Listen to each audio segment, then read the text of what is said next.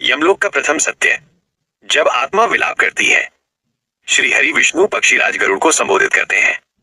हे गरुड़, गरुड़ पुराण कहता है, मृत्यु के तुरंत पश्चात आत्मा अचंभित हो जाती है।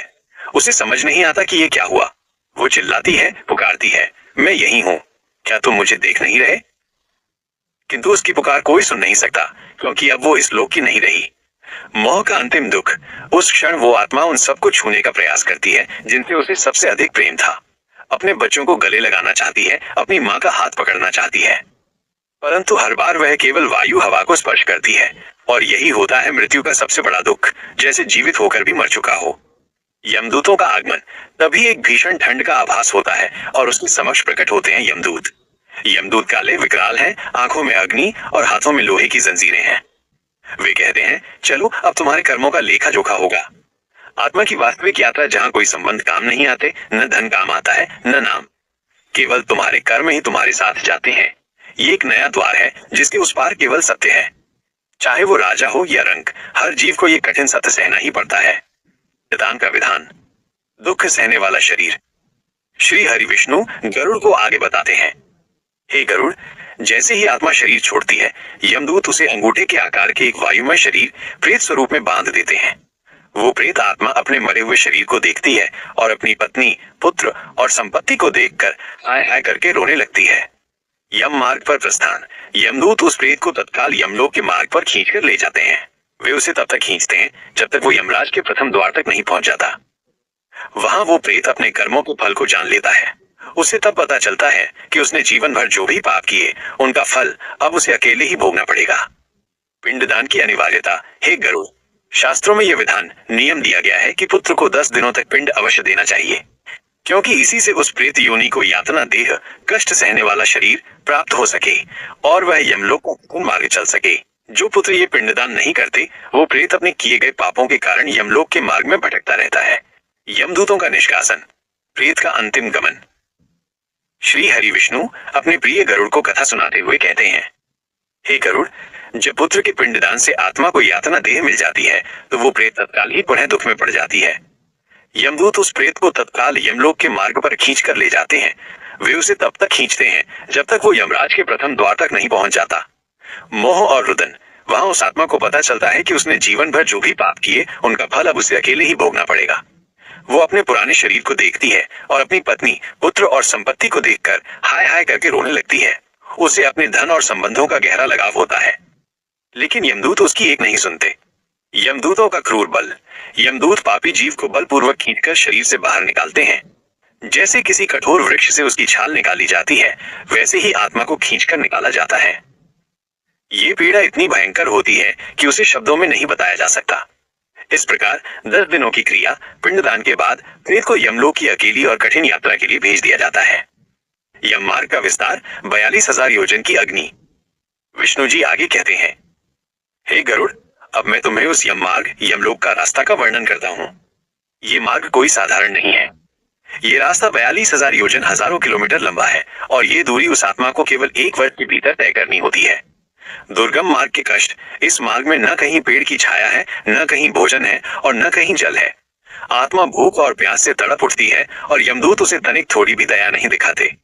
वो आत्मा जो अपने घर में कोमल बिस्तर पर सोती थी, अब वो तेज धूप में गर्म बालू, रेत पर, कांटों भरे पथ पर चलती है। जब वो थक कर गिर जाती है, तो यमदूत उसे फिर से बुरे कर्मों की याद दिलाकर, डराकर और कोड़े मारकर उठाते हैं। वो चीखती है, रोती है, लेकिन उसके आंसू पोंछने वाला वहां कोई नहीं होता। हे गरुड़, केवल अच्छे कर्म ही वहां सहारा देते हैं। दान पुण्य करने वालों के लिए इस मार्ग में थोड़ी ठंडी हवा और थोड़ा सहारा मिल पाता है। बाकी सब अपने कर्मों का फल भोगते हुए रोते बिलखते आगे बढ़ते हैं। यममार्ग के 16 नगरों का रहस्य। वैतरणी का अभिशाप। श्री हरि विष्णु अपने परम भक्त गरुड़ से कथा का रहस्य खोलते हैं। हे गरुड़, ध्यान से सुनो।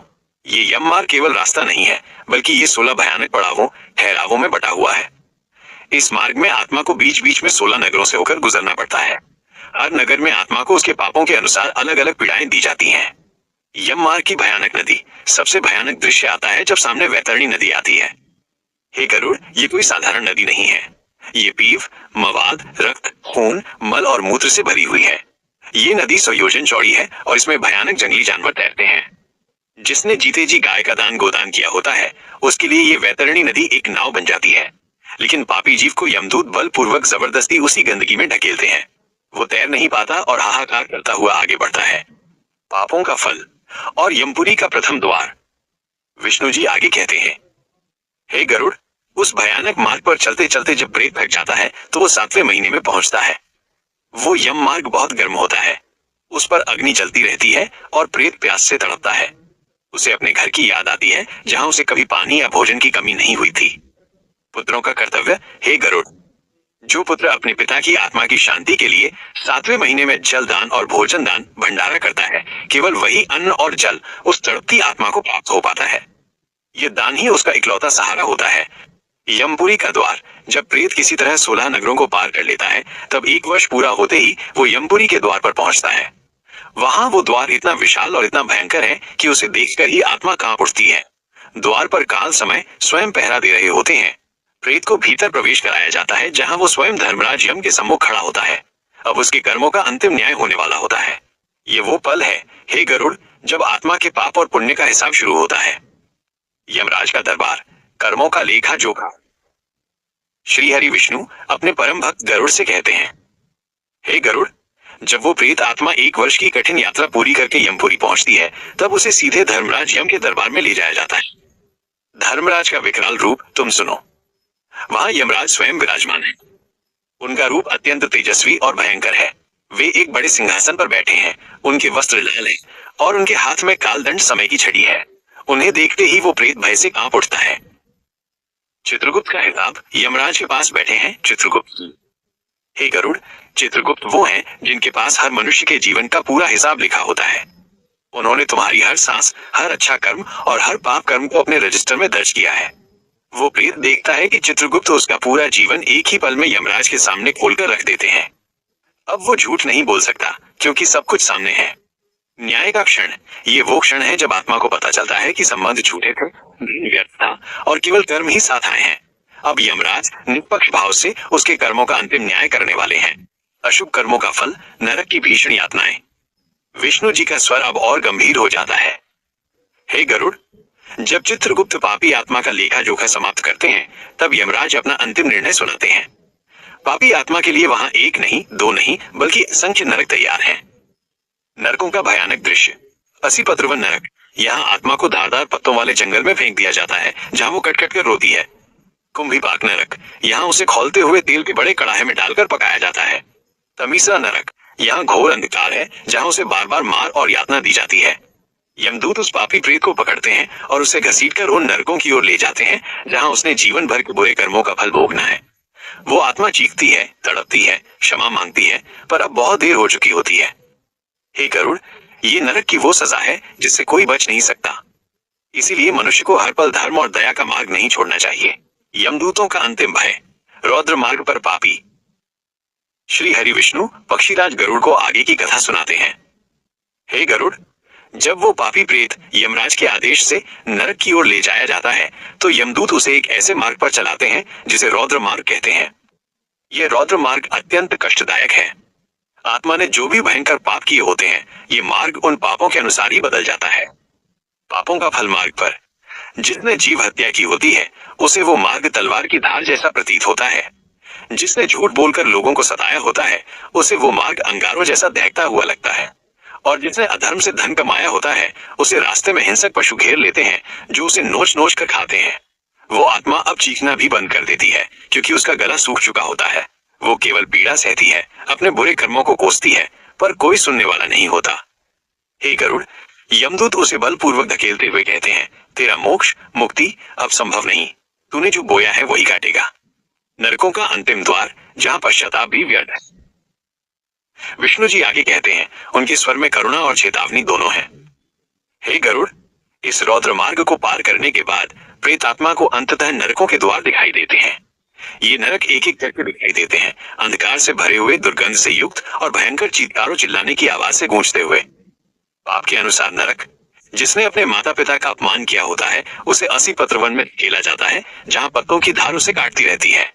जिसने ब्राह्मण या साधु की निंदा की होती है, उसे कुंभीपाक में खौलते हुए तेल में डाला जाता है। जिसने दूसरों का धन लूटा होता है उसे वहां लोहे की कीलें चुभोई जाती हैं। पुनर्जन्म का भय। हे गरुड़, उन नरकों में आत्मा को सुदीर्घ काल, बहुत लंबे समय तक यातनाएं भोगनी पड़ती हैं। जब उसके पापों का फल पूरी तरह समाप्त हो जाता है तब भी उसे मोक्ष नहीं मिलता। उसे वहां से निकालकर पृथ्वी लोक पर भेज दिया जाता है, जहां वो अपने बचे हुए कर्मों को भोगने के लिए पशु पक्षी या कीट पतंग, कीड़े मकोड़े की नीच योनियों में जन्म लेती है। ये उस आत्मा का अंतिम दुख है जिसने मनुष्य जीवन पाकर भी धर्म नहीं कमाया। योनियों का चक्र, पाप का भयानक विस्तार। श्री हरि विष्णु पक्षीराज गरुड़ को आगे की कथा सुनाते हैं। हे गरुड़, जब पापी आत्मा नरकों की भीषण यातनाएं पूरी कर लेती है तब भी उसे मनुष्य शरीर तुरंत नहीं मिलता। ये मत सोचना है कि दुख समाप्त हो गया। नरकों से निकलने के बाद उसे अपने बचे हुए सूक्ष्म पापों का फल भोगने के लिए नीच योनियों में जन्म लेना पड़ता है। पशु और पक्षी की पीड़ा। हे गरुड़, ये पृथ्वी 84 लाख योनियों का एक भयानक चक्र है। जिसने जीवन में अनाज की चोरी की होती है वो अगले जन्म में चूहा बनता है, जो अन्न चुराता है और मारा जाता है। जिसने दूध चुराया होता है उसे कौवा बनकर भयानक प्यास सहनी पड़ती है।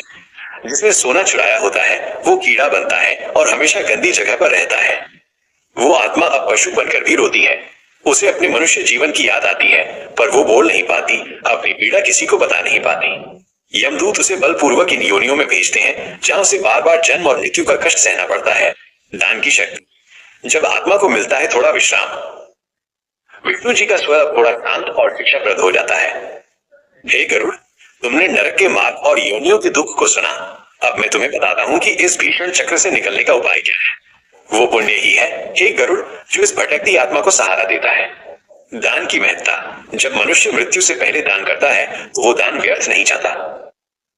अन्न दान करने से आत्मा को भूख की पीड़ा से मुक्ति मिलती है। जलदान करने से आत्मा को तीव्र प्यास से राहत मिलती है। गोदान करने से आत्मा को वैतरणी नदी पार करने में नाव मिलती है। ये दान उसका नहीं है जिसने दान दिया, बल्कि उस आत्मा का है जिसके नाम पर दिया गया। हे गरुड़, यदि पुत्र अपने मृत पिता के लिए श्रद्धा पूर्वक दान करता है तो यमराज के दूत भी उस आत्मा के प्रति दया दिखाते हैं। वो आत्मा नरकों में कम समय बिताती है और उसे उच्च योनि में जन्म लेने का अवसर मिलता है। इसलिए मनुष्य को जीवित रहते हुए ही धर्म माना चाहिए। और लोभ का मंत्र। अंत्येष्टि की शक्ति। श्री हरि विष्णु पक्षीराज गरुड़ को आगे की कथा सुनाते हैं। हे गरुड़, तुमने सुना कि पापी आत्मा को नीच योनियों में जन्म लेना पड़ता है। अब मैं तुम्हें बताता हूँ कि मनुष्य के मृत्यु के बाद की क्रियाएं, अनुष्ठान उस पर क्या प्रभाव डालती हैं। मोह का अंतिम बंधन। मनुष्य अपने परिवार, धन और संपत्ति से जो गहरा लगाव मोह रखता है वही उसे प्रेत योनि में बांध रखता है। वो भटकती हुई आत्मा अपने ही घर के आसपास घूमती है, अपने बच्चों को देखती है पर कुछ कर नहीं पाती। वो चाहती है कि कोई उसे पुकारे, कोई उसे पहचाने, पर वो अब केवल वायु है। पुत्र का अंतिम कर्तव्य। हे गरुड़, इसी मोह और बंधन को तोड़ने के लिए 13वें दिन का अनुष्ठान क्रिया किया जाता है। जब पुत्र विधि विधान नियम से भोजन कराता है, ब्राह्मणों को भोज देता है और दान करता है तो वो दान और भोजन सीधे उस प्रेत आत्मा को बल देता है। ये दान एक शक्ति बन जाता है। ये अंतिम क्रिया उस प्रेत को प्रेतलोक से पितृलोक की ओर जाने में सहायता करती है। यह वो क्षण है जब आत्मा अपने मोह के बंधन को तोड़कर आगे बढ़ती है। गरुड़ पुराण उत्तरखंड 14वां अध्याय। टाइटल, पुण्य आत्माओं की गति, सुख का मार्ग। विष्णु जी अब उन भाग्यशाली आत्माओं की कथा सुनाते हैं जिन्होंने धर्म कमाया। हे गरुड़, तुमने अब तक केवल पापी आत्माओं का दुख सुना। अब मैं तुम्हें पुण्य आत्माओं, अच्छे कर्म करने वालों की गति बताता हूँ। जिस मनुष्य ने जीवन भर सत्य बोला, दान किया और धर्म का पालन किया, उसकी यात्रा बिल्कुल अलग होती है। यह मार्ग पर सुख। जब उस पुण्य आत्मा के शरीर से प्राण निकलते हैं तो यमदूत प्रेम और विनम्रता से आते हैं। वे भयंकर नहीं बल्कि सौम्य रूप में होते हैं। पुण्य आत्मा को वो भयानक यम मार्ग भी सुखद लगता है। उसे मार्ग में शीतल जल मिलता है, वृक्षों की छाया मिलती है और हर कदम पर देवता उसका स्वागत करते हैं। जिसने दान किया उसके लिए मार्ग में रथ और विमान, दिव्य वाहन आते हैं। वो आत्मा बिना किसी कष्ट के सीधे यमराज के द्वार पर पहुंचती है। वहां यमराज उसका आदर करते हैं और उसे स्वर्ग या मोक्ष के लिए मार्ग दिखाते हैं। हे गरुड़, यही अंतर है पुण्य और पाप में। पाप दुख देता है और पुण्य असीम सुख। स्वर्ग का महासुख, पुण्य की चरम गति। श्री हरि विष्णु पक्षीराज गरुड़ को आगे की कथा सुनाते हैं। हे गरुड़, तुमने पापी आत्माओं का दुख तो सुना। अब उस पुण्य आत्मा की गति सुनो जिसने जीवन भर सत्य, दान और धर्म का पालन किया। जब यमराज ऐसी आत्मा को स्वर्ग लोक में जाने की आज्ञा देते हैं तो उसकी यात्रा अद्भुत होती है। दिव्य विमान का आगमन। यमपुरी के द्वार पर उसके लिए दिव्य विमान आता है। ये विमान चमकीले रत्नों से जड़ा होता है और इसे देवता स्वयं चलाने आते हैं। वो आत्मा उस विमान में बैठती है और यमदूत नहीं बल्कि देवदूत उसे सम्मान पूर्वक स्वर्ग के मार्ग पर ले जाते हैं।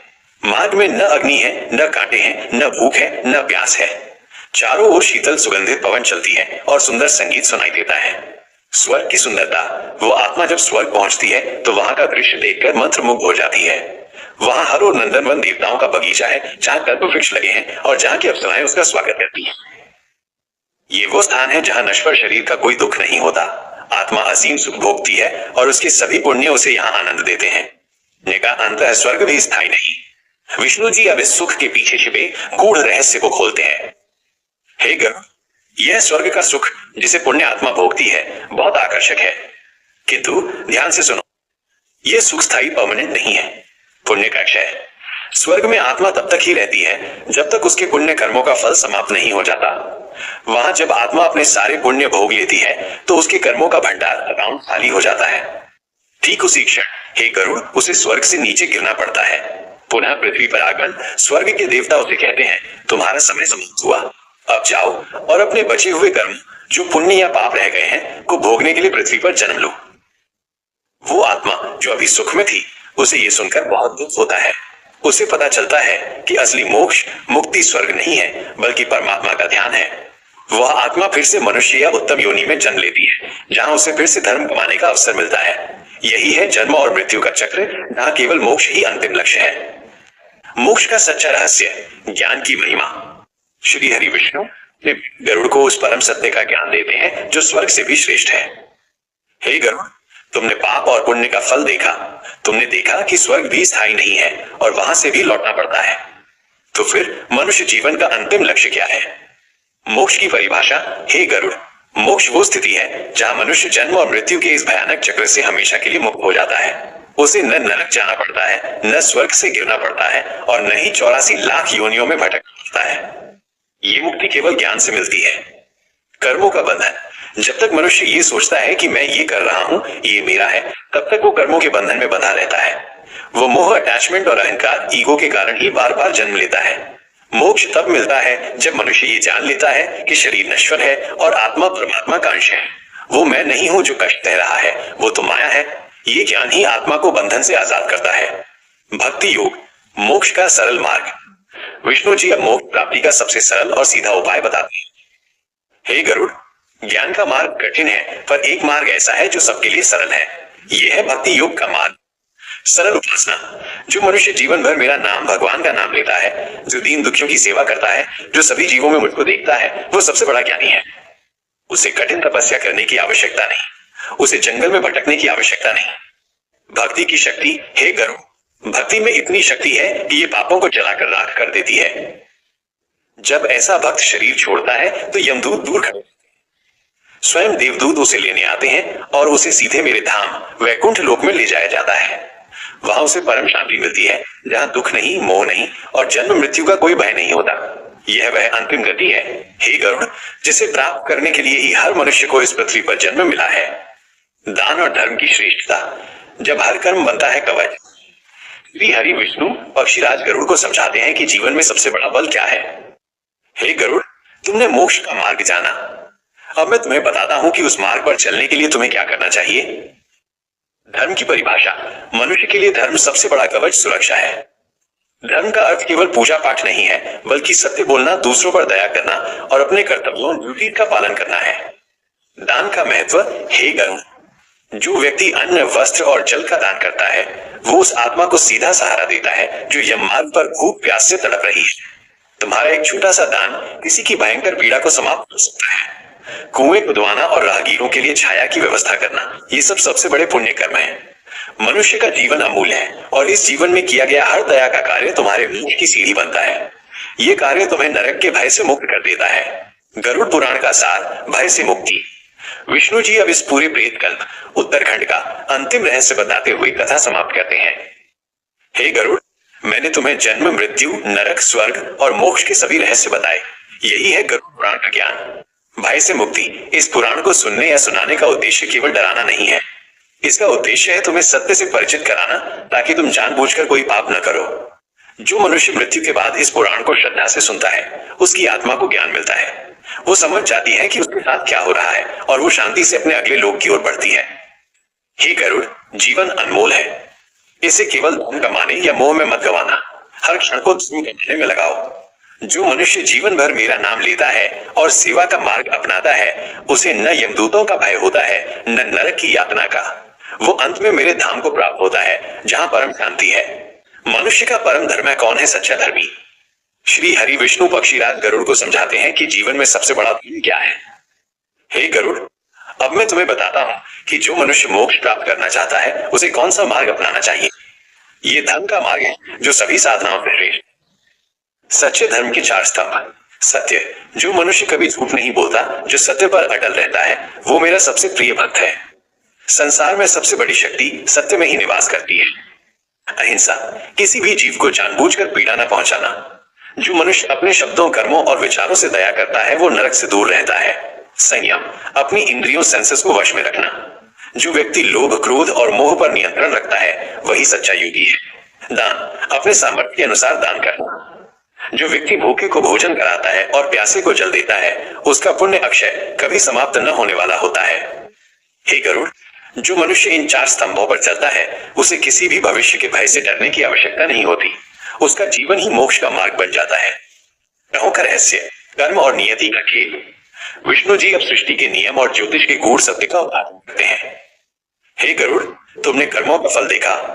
अब सुनो कि कर्म और नक्षत्र तार कैसे आपस में जुड़े हैं। ये सृष्टि ग्रहों और नक्षत्रों के नियम से चलती है। जब कोई आत्मा जन्म लेती है, तो उस समय ग्रहों की जो स्थिति होती है, वही उसके पूर्व जन्मों के कर्मों का लेखा जोखा होती है। ग्रहों का प्रभाव, जो ग्रह तुम्हारी कुंडली में उच्च मैजेस्टिक स्थान पर हैं, वे तुम्हारे पुण्य का फल देते हैं। तुम्हें धन, सम्मान और सुख मिलता है। और जो ग्रह नीच लोअर स्थान पर हैं, वे तुम्हारे पापों का फल देते हैं। तुम्हें रोग, कष्ट और संघर्ष मिलता है। ग्रह केवल संदेशवाहक। हे गरुड़, ग्रह तुम्हें सजा नहीं देते, वे तो केवल तुम्हारे ही कर्मों के फल को तुम्हारी ओर धकेलते हैं। मंगल मार्स क्रोध देता है, क्योंकि तुमने पहले क्रोध किया था। शनि सैटर्न दुख देता है, क्योंकि तुमने पहले दूसरों को दुख दिया था। लेकिन डरो नहीं, यदि तुम अच्छे कर्म करते हो, दान देते हो और मेरा स्मरण करते हो, तो तुम्हारे कर्मों की शक्ति ग्रहों के प्रभाव को भी कम कर देती है। यही वैदिक ज्ञान का परम सत्य है। प्रायश्चित का विधान, पाप धोने का अंतिम उपाय। श्री हरि विष्णु पक्षीराज गरुड़ को समझाते हैं कि भूलवश किए गए पापों से मुक्ति कैसे मिलती है। हे गरुड़, मनुष्य केवल जानबूझकर ही पाप नहीं करता, बल्कि अज्ञानवश, नासमझी में या भूलवश भी कई पाप कर बैठता है। क्या ऐसे व्यक्ति के लिए कोई आशा नहीं है? आशा का द्वार नहीं गरुड़। हमारे शास्त्रों में प्रायश्चित, पेनेंस का विधान है। ये प्रायश्चित ही आत्मा को पाप के भार से मुक्त करता है। प्रायश्चित का अर्थ केवल दुख सहना नहीं है। इसका अर्थ है अपने पाप को स्वीकार करना, उसके लिए पश्चाताप, रिमोर्स करना और उस पाप को दोबारा न करने का दृढ़ निश्चय करना। प्रायश्चित की शक्ति, जो मनुष्य व्रत करता है, जो गंगा या अन्य पवित्र नदियों में स्नान करता है, जो सच्चे हृदय से दान करता है, उसका ये पश्चाताप उसके पापों को ऐसे जला देता है जैसे अग्नि सूखी लकड़ी को। वो व्यक्ति स्वयं को शुद्ध कर लेता है और यमलोक में उसे अनावश्यक सजा नहीं मिलती। हे गौ, जो प्रायश्चित नहीं करता, वो पाप के बोझ को अपनी आत्मा पर ढोता रहता है। तीर्थ यात्रा का फल, पुण्य की अनंत धारा। विष्णु जी अब बताते हैं कि किस प्रकार एक स्थान की यात्रा आत्मा के भाग्य को बदल सकती है। हे गरुड़, तुमने कर्मों की शक्ति देखी, अब सुनो तीर्थों की शक्ति। ये पृथ्वी पवित्र स्थानों, तीर्थों से भरी हुई है, जहां जाने मात्र से मनुष्य के अनेक जन्मों के पाप धुल जाते हैं। तीर्थों का महत्व, तीर्थ वो स्थान है जहां देवताओं ने तपस्या की, जहां ऋषियों ने ज्ञान प्राप्त किया। इन स्थानों पर सकारात्मक ऊर्जा का वास होता है। काशी, वाराणसी में प्राण त्यागने से मोक्ष मिलता है। प्रयाग, इलाहाबाद में स्नान करने से पापों का नाश होता है। गंगा का जल स्पर्श करने मात्र से आत्मा को पवित्र कर देता है। हे गरुड़, जो मनुष्य सच्ची श्रद्धा और पवित्र मन से तीर्थ यात्रा करता है, वो न केवल अपने पाप धोता है, बल्कि असीम पुण्य भी कमाता है। ये पुण्य ही उसे यम मार्ग के भय से दूर रखता है और अंत में उसे परम गति प्राप्त होती है। जीवन का 4 चरणीय सत्य, वर्ण और आश्रम धर्म। श्री हरि विष्णु पक्षीराज गरुड़ को समझाते हैं कि मनुष्य को अपना जीवन कैसे व्यवस्थित करना चाहिए ताकि उसे कष्ट ना हो। हे गरुड़, ये मनुष्य जीवन एक अमूल्य यात्रा है। इस यात्रा को सफल बनाने के लिए मैंने 4 आश्रम और 4 वर्णों का विधान किया है। ये विधान मनुष्य को उसके कर्तव्य, ड्यूटीज और धर्म का बोध कराता है। पहला चरण, ब्रह्मचर्य विद्यार्थी जीवन। तुम सुनो। जीवन का सबसे पहला और महत्वपूर्ण चरण है विद्यार्थी जीवन। इस काल में मनुष्य को अपने गुरु की सेवा करनी चाहिए, ज्ञान अर्जित करना चाहिए और भोग विलास से दूर रहना चाहिए। जो विद्यार्थी इस काल में संयम रखता है वो भविष्य में सुख प्राप्त करता है। ये वह नींव है, हे गरुड़, जिस पर मनुष्य का भाग्य टिका होता है। दूसरा चरण, गृहस्थ पारिवारिक जीवन। ये सबसे महत्वपूर्ण आश्रम है। संसार का सारा भार इसी पर टिका है। हे गरुड़, जो व्यक्ति पत्नी, बच्चों और माता पिता का ईमानदारी से ध्यान रखता है, जो अतिथि को भगवान मानता है और धर्म से धन कमाकर दान करता है, वो गृहस्थ सबसे बड़ा योगी है। वो कर्म करता है पर मोह में नहीं फंसता। तीसरा चरण, वानप्रस्थ त्याग का आरंभ। जब मनुष्य के बाल सफेद होने लगे और पोते का मुख देख ले, तब उसे धीरे धीरे मोह छोड़ना शुरू कर देना चाहिए। वन की ओर प्रस्थान करना, साधना करना और आत्मा की ओर ध्यान देना, यही वानप्रस्थ है। ये संसार से बंधन तोड़ने का पहला कदम है। चौथा चरण, संन्यास पूर्ण त्याग। यह अंतिम चरण है, हे गरुड़। जब मनुष्य सभी मोह को त्याग देता है, वो अकेला रहता है, केवल परमात्मा का ध्यान करता है। उसे न सुख की चिंता होती है न दुख की। जो व्यक्ति इस क्रम से जीवन जीता है, उसे यमलोक का भय नहीं होता। वो स्वयं मोक्ष के मार्ग पर चलता है।